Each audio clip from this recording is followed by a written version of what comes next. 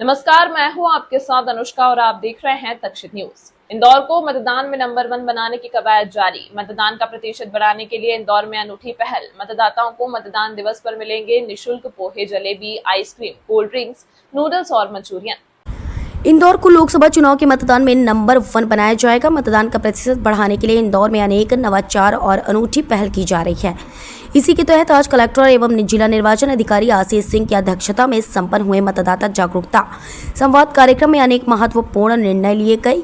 इंदौर शहर के विभिन्न व्यावसायिक संस्थाओं और संगठनों ने निर्णय लिया है कि मतदान दिवस पर 13 मई को मतदान करने वाले मतदाताओं को निःशुल्क pohe, jalebi, ice cream, cold drinks, noodles और मंचूरियन खिलाए जाएंगे। साथ ही उन्हें खरीदी पर आकर्षक डिस्काउंट भी दिया जाएगा। कलेक्टर श्री आशीष सिंह ने इस कार्यक्रम में कहा कि मतदान में इंदौर को नंबर 1 बनाने के लिए हर संभव प्रयास किए जाएंगे। जागरूकता के लिए सांस्कृतिक कार्यक्रम भी आयोजित किया जाएगा। उन्होंने आग्रह किया कि अधिक से अधिक मतदाता मतदान में शामिल हो और अपने मताधिकार का उपयोग करें। देखिए, आज इंदौर के सभी जितने भी व्यावसायिक प्रतिष्ठान हैं, मार्केट एसोसिएशन हैं, अन्य जो इससे जुड़े हुए एसोसिएशन हैं, उनकी बैठक बुलाई गई थी और हमारा उद्देश्य है कि इंदौर को वोटिंग के मामले में भी नंबर 1 बनाया जाए और यहाँ का जो परसेंटेज है, वोटिंग का परसेंटेज, उसको लगातार बढ़ाया जाए। इस हेतु ये जो संस्थाएं हैं किस तरीके से वोटर अवेयरनेस में हमारी मदद कर सकती हैं या अन्य तरीके से अपनी सहभागिता सुनिश्चित कर सकती हैं, इस हेतु बैठक रखी गई थी और बहुत ही अच्छे सुझाव और प्रस्ताव इस बैठक में प्राप्त हुए हैं। पिछली बार की तरह ही छप्पन दुकान ने इस बार भी कुछ जो शुरुआत का समय है वो दिया है, जिसमें उनकी तरफ से फ्री में पोहे और जलेबी दिए जाएंगे अगर कोई अपने मताधिकार का प्रयोग करके आता है। और इसके साथ साथ जो फर्स्ट टाइम वोटर हैं उनको फ्री में आइसक्रीम देने के लिए भी उस लिमिटेड पीरियड में सुबह 10 बजे तक का उनके द्वारा अनाउंसमेंट किया गया है। इसी तरीके से अपना स्वीट्स के द्वारा पूरे दिन भर जो लोग अपने मताधिकार का प्रयोग करके आते हैं उनको 10% डिस्काउंट देने की बात करी गई है। कुछ जो मॉल्स के समूह हैं उनके द्वारा एक वोटर अवेयरनेस रैली निकालने हेतु यहाँ पर सहमति प्रदान करी गई है। इसके अलावा कुछ व्यावसायिक प्रतिष्ठानों के द्वारा दिन भर जो है वो फ्री में जो उनके यहाँ के उत्पाद हैं उनको देने का, जो खाद्य उत्पाद है उनको देने की घोषणा करी गई है। इसके साथ साथ एक अन्य संस्था भी आगे आई है जिनके द्वारा विभिन्न बूथों पर फ्री में जो स्नैक्स हैं और इस प्रकार की चीज़ें हैं उनको देने के लिए सहमति व्यक्त करी गई है। इसके साथ साथ हमने सभी से अपील करी है, खासतौर पर जो खाने पीने की दुकानें हैं उनके द्वारा कुछ न कुछ डिस्काउंट अवश्य उस दिन दिया जाए अगर कोई व्यक्ति अपने मताधिकार का प्रयोग करके आता है। मुझे लगता है कि आज की बैठक बहुत सफल रही और आगे भी हम लोग इनसे लगातार संपर्क में रहेंगे और मुझे पूरी उम्मीद है कि अन्य व्यावसायिक प्रतिष्ठान भी इसमें आगे आएंगे और लोगों की भागीदारी बढ़ाने में, लोगों को प्रेरित करने में हमारा साथ देंगे और इंदौर को वोटिंग के मामले में भी नंबर 1 बनाएंगे। इंदौर में एक बुजुर्ग महिला को फोन पर बात कराने का झांसा देकर मोटरसाइकिल पर आए शातिर बदमाशों ने गले से चेन झपट ली और फरार हो गए। महिला की शिकायत पर पुलिस ने अज्ञात बदमाशों के खिलाफ प्रकरण दर्ज कर लिया है। इंदौर शहर में लूटपाट की वारदातों में बदमाश लगातार बुजुर्गों को निशाना बना रहे हैं। ताजा घटनाक्रम लसूड़िया थाना क्षेत्र की स्कीम ना 114 पार्ट 1 का है, जहां अपने घर के बाहर बैठी एक बुजुर्ग महिला पुष्पा गोठवाल को निशाना बनाते हुए एक मोटरसाइकिल पर सवार 2 बदमाशों ने पहले अपना मोबाइल जेब से निकालकर महिला की ओर आगे बढ़ाया और मौका पाकर चैन झपट ली। बदमाशों ने महिला का ध्यान भटके इसलिए कहा कि आंटी जी मोबाइल पर बात कर लीजिए। महिला समझ पाती तब तक बदमाश महिला के गले में पहनी हुई 10 ग्राम की सोने की चैन छीनकर मौके से फरार हो गए। चलो, पुलिस थाना लसूड़िया के अंतर्गत 22 अप्रैल की रात लगभग 10:30 बजे के आसपास एक महिला अपने घर के बाहर थी। उसी समय 2 अज्ञात मोटरसाइकिल सवार आए और उससे बात की और बात के साथ में उसको ये बहाना बनाया कि उससे कोई बात करनी है टेलीफोन से और अपना मोबाइल उसके कानों के पास में लगाया और उसी बीच उसकी चैन खींच ली। इसकी रिपोर्ट जब थाने पर की गई है तो पुलिस ने इसमें 392 का अपराध पंजीबद्ध किया है और उसकी लगभग 10 ग्राम की चैन थी। उसको ये 2 अज्ञात लड़के मोटरसाइकिल से ले गए और अभी जो इसकी पतासाजी के लिए प्रयास किए जा रहे हैं कि क्योंकि घटना रात की 10:30 बजे के आसपास की है, तो आने जाने वाले जो रूट्स हैं उनकी सीसीटीवी फुटेज और जो वहाँ की टीम है उसको पतासाजी के लिए लगाया गया है। इंदौर महापौर पुष्यमित्र भार्गव ने कांग्रेस के नेता उमंग सिंघार को चेतावनी देते हुए कहा है कि वो इंदौर की जनता का और सफाई मित्रों का अपमान ना करें और जो अपमान उन्होंने किया है उसके लिए सार्वजनिक रूप से माफी मांगे।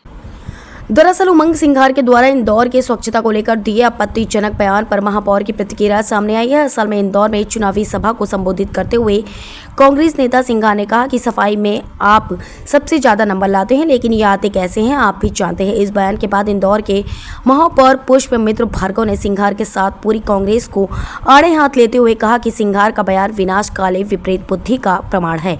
वो इंदौर स्वच्छता प्रश्न चिन्ह लगा रहे हैं, स्वच्छता कर्मियों की मेहनत पर सवाल खड़ा कर रहे हैं, जो इंदौर का नहीं बल्कि इंदौर वासियों का अपमान है और इसका जवाब इंदौर की जनता जरूर देगी। कांग्रेस जो थोड़ी बहुत बची है उसकी भी सफाई करके महापौर ने सख्त लहजे में सिंघार को चेतावनी दी है कि वो सार्वजनिक रूप से इस बयान पर माफी मांगे।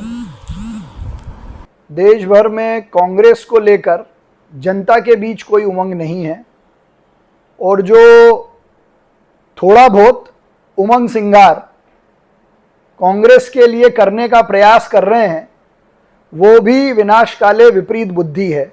जो इंदौर की स्वच्छता पर प्रश्न चिन्ह लगा रहे हैं, सफाई मित्रों की मेहनत पर प्रश्न चिन्ह लगा रहे हैं, इंदौर की जनता का अपमान कर रहे हैं, इसका जवाब इंदौर की जनता 13 तारीख को जरूर देगी। कांग्रेस जो थोड़ी बहुत इंदौर में बची है उसकी भी सफाई करके। मैं उमंग सिंघार जी को चेतावनी देता हूं कि वो इंदौर की जनता का और सफाई मित्रों का अपमान ना करें और जो अपमान उन्होंने किया है उसके लिए सार्वजनिक रूप से माफी मांगे।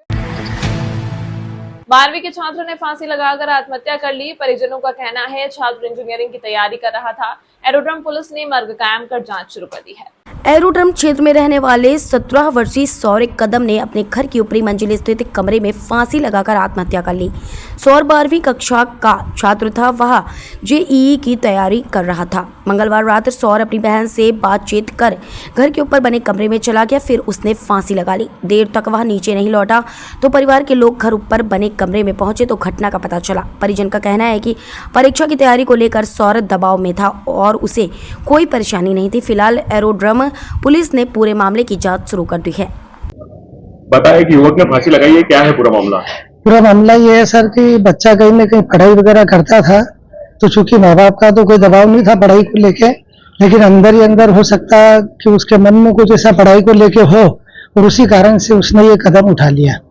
कितने बजे की घटना है? कल रात को 10:30 पौने 11 के लगभग की घटना है ये। काय की पढ़ाई कर रहा था? वो जेईई मेंस की तैयारी कर रहा था। वो इंजीनियरिंग की तैयारी कर रहा था वो।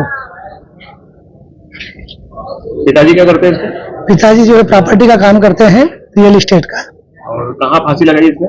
ये घर में लगाई फांसी, ऊपर कमरे में। कोई सुसाइड नोट वगैरह मिला आपको? नहीं, अभी तक तो कुछ भी नहीं मिला। क्या नाम है आपका? मेरा नाम है रविशंकर कश्यप। आप कौन है बच्चे के? मैं जो है उसका अंकल हूँ, पड़ोस में रहता हूँ मैं। लसूड़िया थाना क्षेत्र में फिर एक दुष्कर्म का मामला सामने आया है, जहां आरोपी द्वारा पीड़िता के साथ इंस्टाग्राम पर दोस्ती की और शादी का झांसा दिया, जिसके बाद कई बार उसके साथ दुष्कर्म की घटना को अंजाम दिया गया। एडिशनल डीसीपी अमरेंद्र सिंह के मुताबिक क्षेत्र की रहने वाली एक महिला जो कि तलाकशुदा है, उसके द्वारा शिकायत दर्ज कराई गई है कि उसकी पहचान इंस्टाग्राम के माध्यम से आरोपी से हुई थी। वह दोस्ती प्यार में बदल गई। कई बार उनका मिलना जुलना भी हुआ। इस दौरान विनय ने कई लुभावने झांसे भी दिए, लेकिन समय रहते आरोपी द्वारा उसके साथ शादी नहीं की गई। पीड़िता ने पुलिस को बताया है कि वह खुद भी तलाकशुदा है और आरोपी युवक भी तलाकशुदा है। फिलहाल जिस तरह से युवक ने शादी का झांसा देकर महिला के साथ शादी नहीं की, तो परेशान होकर महिला ने पुलिस की शरण ली है और आरोपी के खिलाफ मामला दर्ज कराया है। फिलहाल पुलिस अब आरोपी की तलाश में जुटी हुई है। इसमें एक रिपोर्ट थाना लसूड़िया में दर्ज कराई है कि उसकी दोस्ती इंस्टाग्राम के माध्यम से, सोशल मीडिया के माध्यम से हुई थी। बाद में ये दोस्ती आपस में मिलने जुलने लगे और उनके बीच में रिलेशन स्थापित हुए। ये रिलेशंस दोनों के काफी लंबे समय से थे और इसमें आपस में इनकी शादी की बातचीत हुई। जब इसमें जो आरोपी था विनय नाम का, जब वो उससे मुकर गया तो उस बात को लेकर के इनमें विवाद हुआ और उसमें जो फरियादी थी उसने अपनी रिपोर्ट थाने पर लिखाई है और उसकी रिपोर्ट के आधार पर 376 सहित अन्य धाराओं में अपराध पंजीबद्ध किया गया है और जो आरोपी है उसको गिरफ्तार किया गया। तो महिला तलाक किया है सर? इसमें जो पीड़िता भी डाइवोर्सी है, और जो मुझे लगता है आरोपी भी कुछ इस प्रकार का उसके भी फैमिली डिस्प्यूट्स हैं। तो दोनों ही एक दूसरे से को भली बात जानते भी थे, और इसी बात को था कि वो दोनों आपस में शादी करेंगे, लेकिन शादी में जब ये आपस में मुकर गया तो फिर ये रिपोर्ट आई।